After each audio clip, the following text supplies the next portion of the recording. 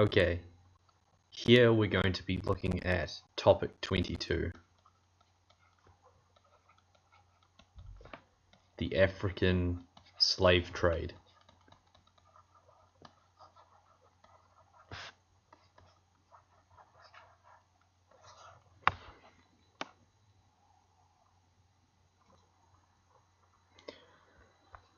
Slavery is a very important topic because even today we still struggle with its legacy, like the subjugation of groups,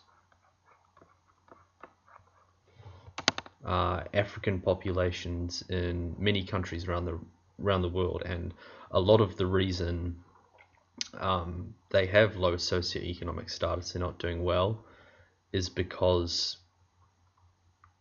they only got their rights a few decades ago. We have to remember that slavery only ended in America, the most prosperous country in the world, around 150 years ago. So we still feel the effects and the legacy of slavery today, and it's a huge reason for tensions between races in the modern times and in the 21st century. Okay, so slavery is as old as civilization itself. Slavery has been around ever since the agricultural revolution.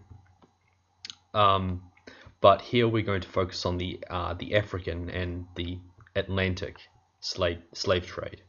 So between 1500 and 1880, 10 to 12 million slaves 10 to 12 million black African slaves were forcibly moved across the Atlantic Ocean from Africa to the Americas. Now, most of these slaves went to Brazil and the Caribbean. About 5% went to the United States. But on the trip, about 15% of these slaves died. And those that survived the journey became property. They were sent to market and bought and sold like any good. Okay, so in early modern times, things changed in sub-Saharan Africa. Okay, so sub-Saharan Africa people started building states.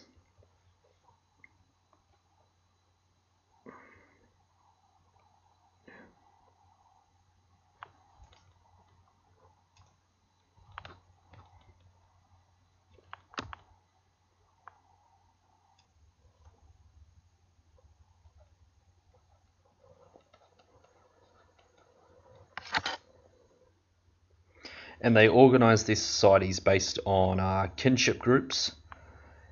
And in West Africa and coastal East Africa, they continued to regularly trade with Muslim merchants from North Africa and Southwest Africa.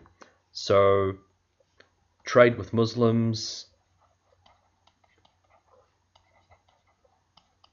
although this phenomenon wasn't new, they'd been trading with Muslims for ages. Continued there. And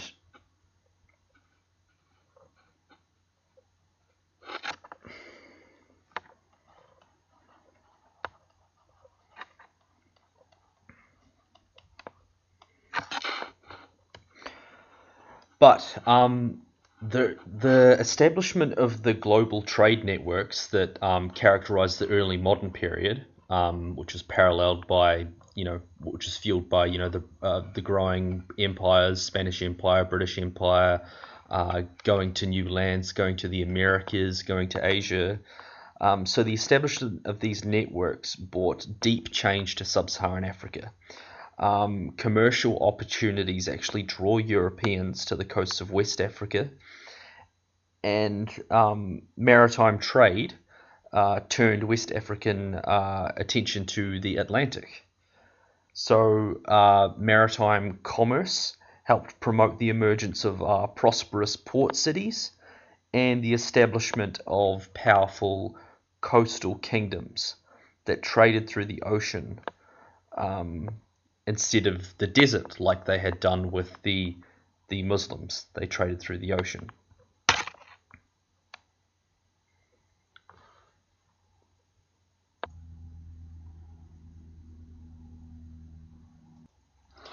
So the trade with the European merchants, I guess, led to the first long distance trade.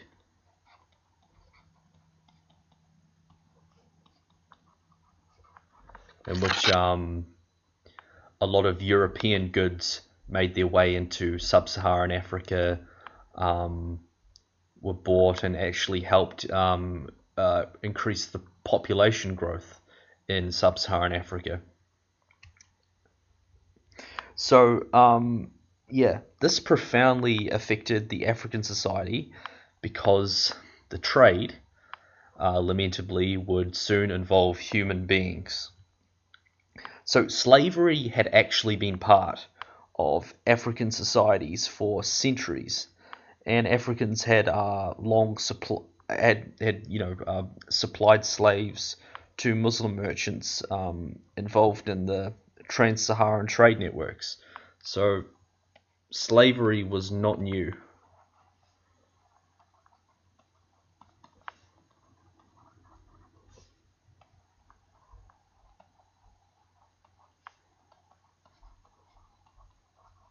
So there was a lot of slaves that were sold to the Muslim merchants. The Atlantic slave trade, so this new slave trade that came about, driven by Europeans, of course, was vastly larger than the African Islamic slave trades, and it had more serious consequences for African society. So between the 15th and the 19th centuries, as I said before, it siphoned millions of people from their own societies, but it also provoked turmoil in sub-Saharan Africa. So the majority of the Africans sold into the slave trade went to the Caribbean and the Americas. Most worked on plantations, creating cash crops for export, although some worked as domestic servants, etc. And yeah, that was pretty much the largest migration in history before the 19th century, and gave rise to African populations, or the African diaspora, in the Western Hemisphere.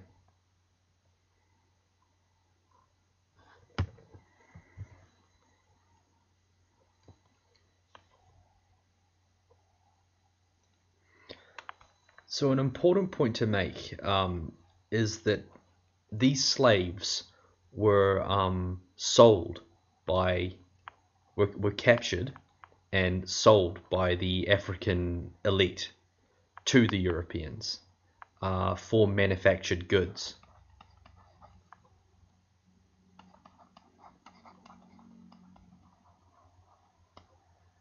The European merchants that came offered a variety of manufactured goods that just could not be made in Africa. Notably, guns. Guns was a major thing that slaves were traded for.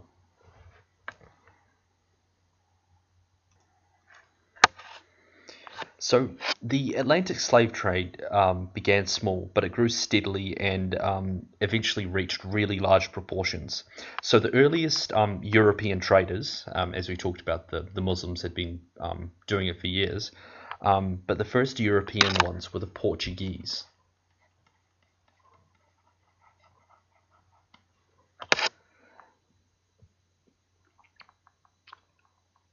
Sorry, you there.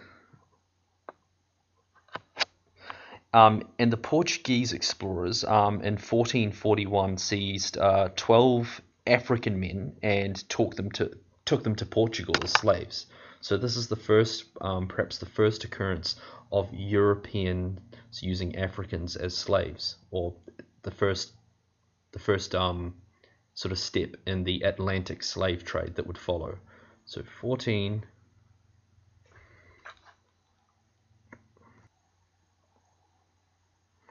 So the Portuguese, when they did this, they got a lot of resistance from the African populations.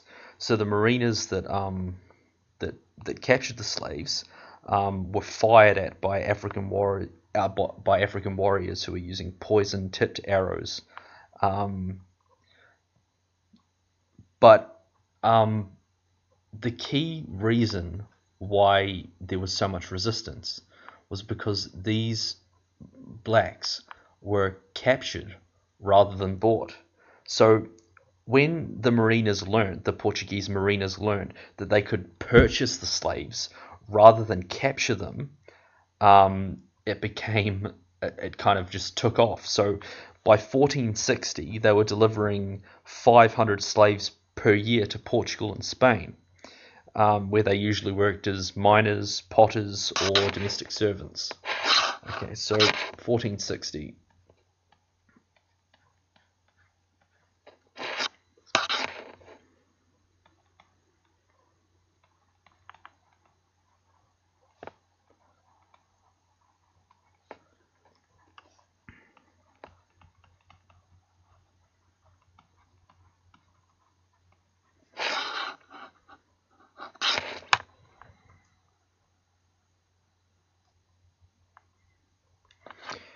So the slave traders also delivered their human cargoes, which is what they called the slaves, human cargoes, because they were just seen as commodities, to the Portuguese island colonies in the Atlantic. So this is the start of the Atlantic slave trade.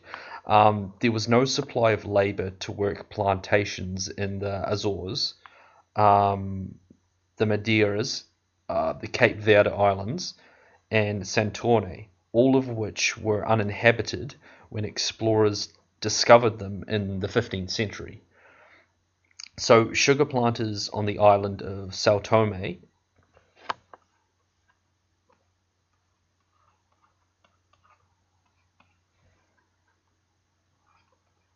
this is in the Americas, in particular, they called for slaves in increasing quantities to, work the cash crops. So by the 1520s, some 2,000 slaves per year went to Sao Tome.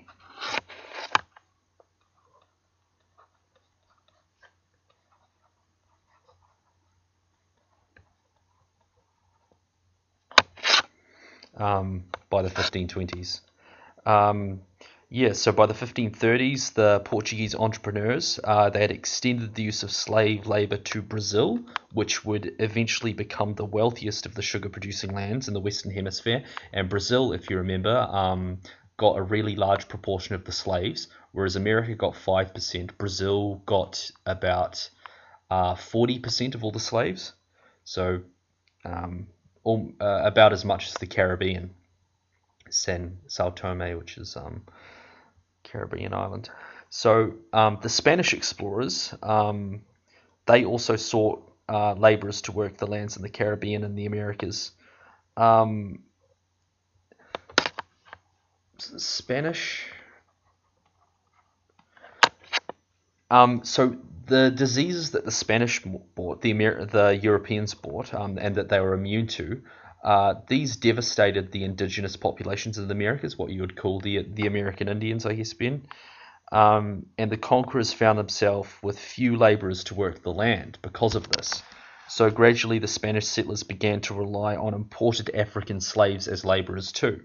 And in 1518, the first shipments of slaves went directly from West Africa to the Caribbean, where they worked on the recently established sugar plantations.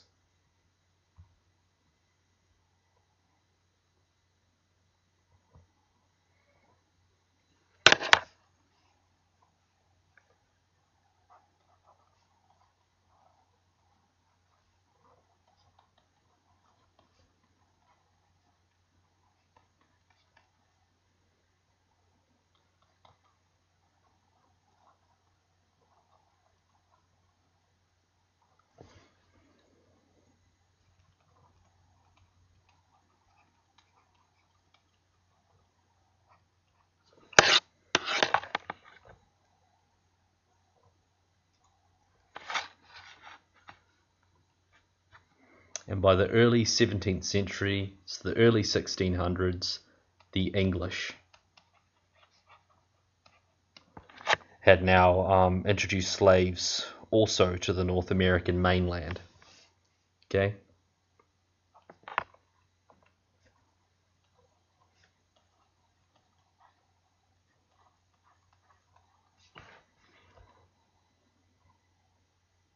To the mainland, so not the Caribbean, the actual, United States territory, and Canada territory, and Mexico territory, I guess. So the demand for labour in the Western Hemisphere stimulated a profitable commerce known as the triangular trade, since European ships often went on these voyages of 3 legs. What I mean by that is that, like, on the first leg, they carried horses and European manufactured goods to Africa, which was, as I said before, especially firearms. Firearms were popular to sell to the African leaders for the slaves. So they exchanged these goods, these commodities and horses and firearms for slaves. The second leg took the Africans to the Caribbean and the American destinations. So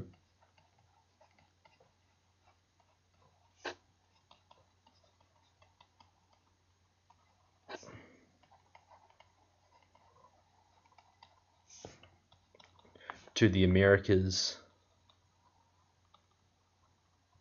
and Caribbean with the slaves. And the third leg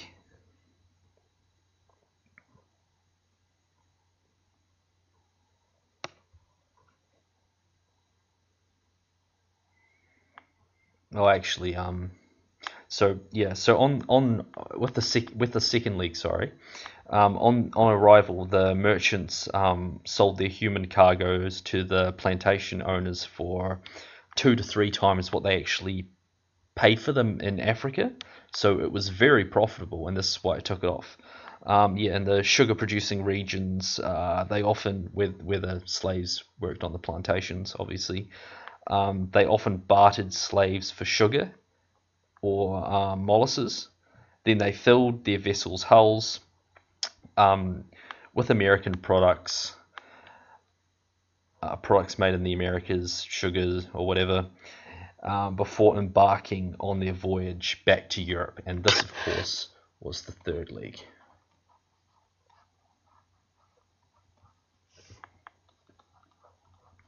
Back home to Europe. So at every stage in the process, the slave trade was a brutal and inhumane process. The original captured slaves of Africa, the original capture of the slaves was very violent. This was usually by the other blacks in Africa, the black leaders, or the militaries of the leaders. And as the European demand for slaves grew in the 1600s and 1500s, some African chieftains organized these raiding parties to seize individuals from neighboring societies. So they would pretty much steal people. There were other African leaders that deliberately provoked wars for the purpose of capturing victims for the slave trade. And they often snatched individuals right out of their homes, fields, or villages. So millions of lives just completely changed, completely destroyed. And people just by the millions taken off to captivity.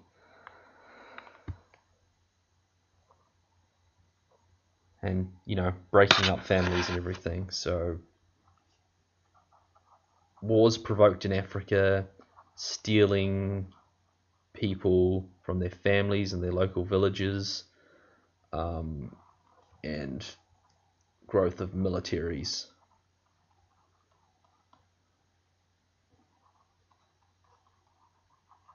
To snatch people. And of course, it was all driven by profit. the leaders of the African societies were happy because they were getting all these, wonderful goods from Europe and the Americas, guns to further make their states better and make them more powerful. The Europeans were happy because they were getting 2 to 3 times more selling the slaves in the Americas than what they bought them for in Africa. And everyone was happy, I guess, apart from the slaves.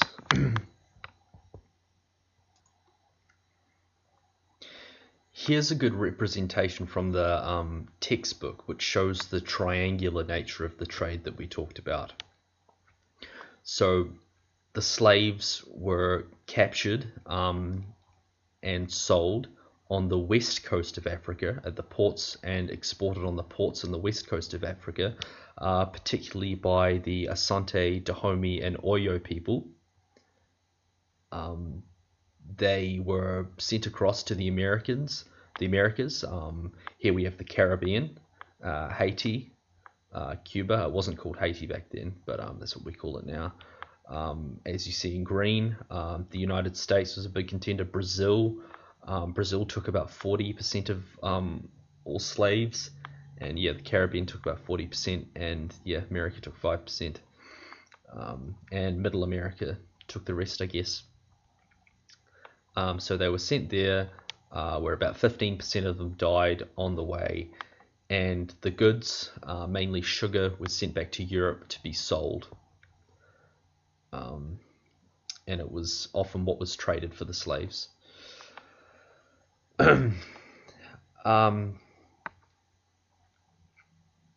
The slave trade was very modest before the 1600s. It was in the 1600s where it really started to take off. So in the 1600s, about 20,000 slaves were being forcibly taken from Africa to the Americas per year. It grew even more in the 1700s. In the 1700s, you're looking at 55,000 per year being sent to the Americas, and it reached its peak in the 1780s, where you were looking at an average of about 85,000 slaves going from Africa to the Americas per year, and in some years that was over 100,000 slaves per year in the 1780s at the height of the slave trade, the Atlantic slave trade.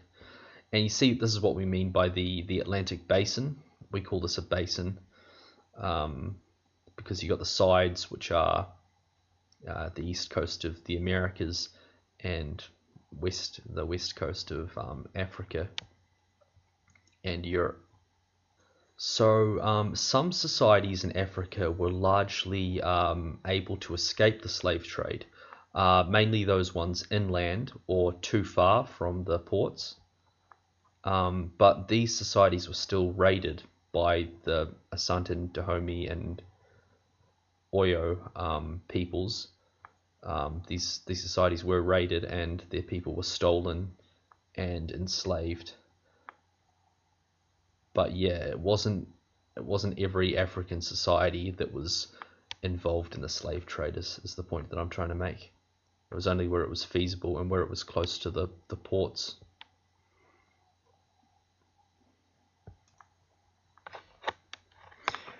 So, following capture, the enslaved people underwent a forced march to the coast, where they lived in holding pens until a ship arrived to transfer them to the Western Hemisphere. So it was really rough right from the get-go. They embarked on the something called the Middle Passage, which was the transatlantic journey aboard filthy and crowded slave ships.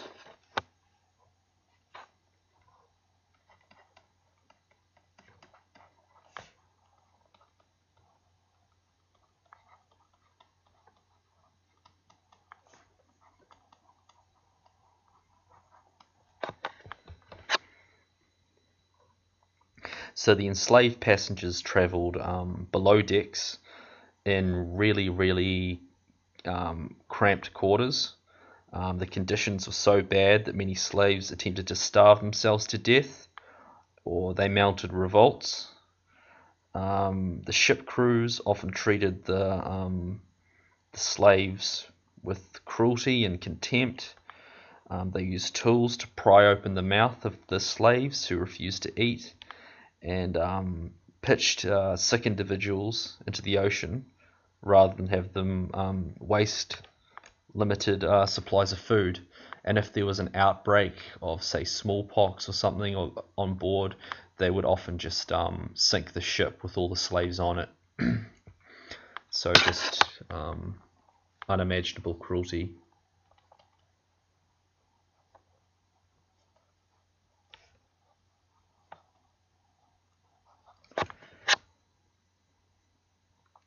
So, despite these difficulties, the journey to the Caribbean and the American destinations took only 4 to 6 weeks.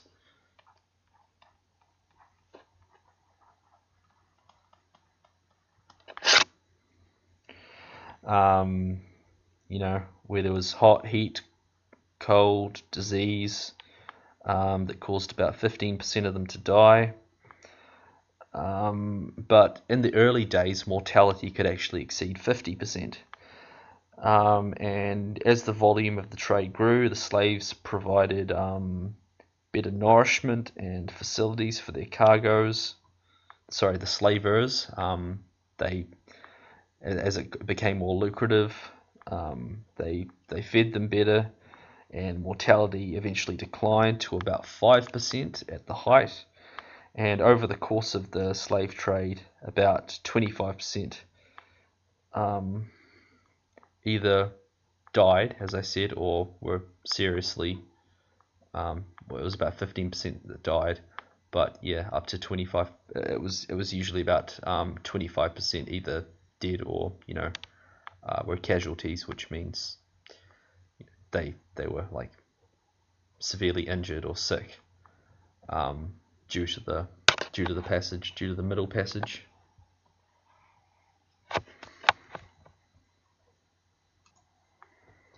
So 3 important dates really: 1441, the beginning of the Portuguese slave trade, which we talked about. Slave trade begins. I guess 1807. Quite a wee bit later, you get the end of the British slave trade, which we talked about when we were doing the Enlightenment stuff.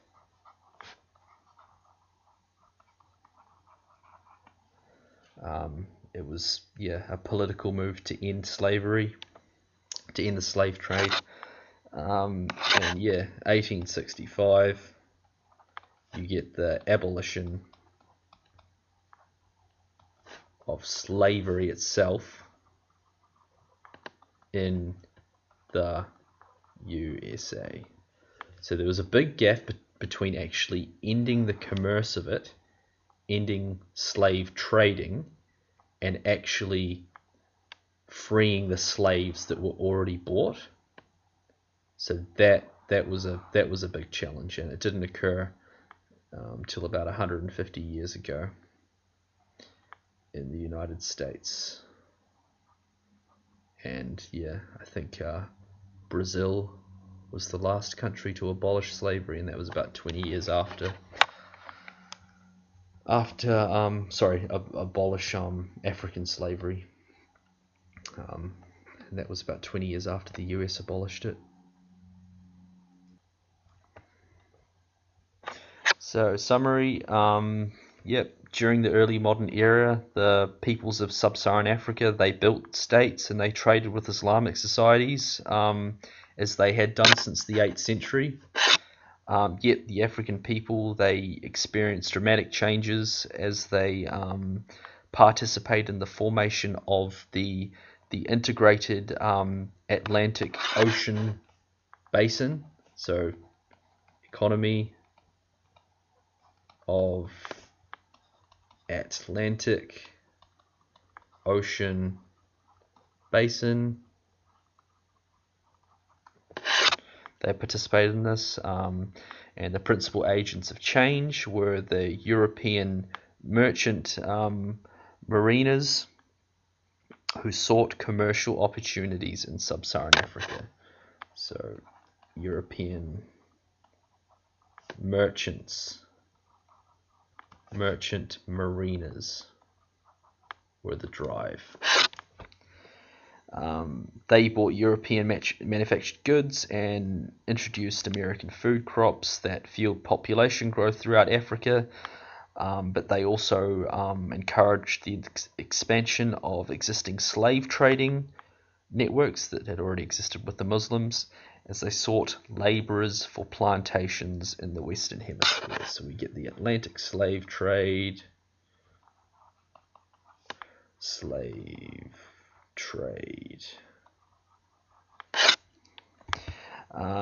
So violently removed around 12 million individuals from their home societies and caused political turmoil and social disruption through much of sub-Saharan Africa. And these Africans and their descendants, they weren't able to build states or organize societies in the Western Hemisphere as they were enslaved. But they did form the African diaspora. Diaspora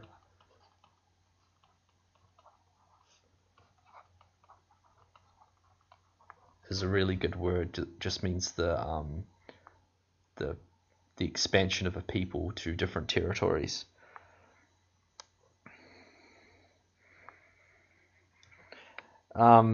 So this maintained some African traditions and actually profoundly influenced the development of societies in slaveholding regions of the Caribbean and the Americas.